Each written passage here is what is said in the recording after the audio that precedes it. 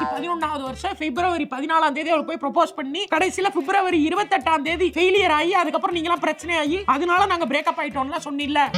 இந்த அனிதான்ற பேர்லயே ஒருத்தி பெருசா ஒரு கன்ஃபெஷன் போட்டு. இது கன்ஃபெஷனே கிடையாது தெரியுமா? நீ என்னெல்லாம் சொன்னியோ அது எல்லாமே எழுதிருக்கா. ஒண்ணே ஒண்ணு மட்டும் மிஸ் ஆயிருக்கல. நான் அது இல்லங்கறேன். அப்புறம் இது பண்றேன். என்னன்னா அபார்ஷன் பண்ணிருக்கா அப்பவே.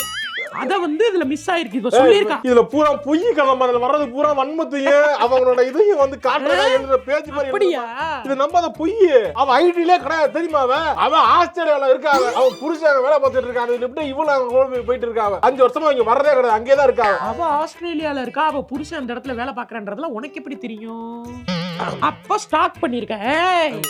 அவதான் போயிட்டால. அவளுக்கு கல்யாணம் ஆயிருச்சுல. எதுக்கு அவளை ஸ்டாக் பண்ணிக்கிருக்க? ஏன்டா அந்த ஆம்பளைங்க எல்லாம் அப்படி இருக்கீங்க? ஆம்பளைங்க வந்து சொல்ல சும்மா சொல்லக்கூடாது. ஸ்டாக் எல்லாம் தான் பண்றது. எச்ச என்ன பண்றா ஏது பண்றான்னு தெரிஞ்சுக்கிறதா. அப்ப அந்த பொண்ணு உன்னை பாக்குறால.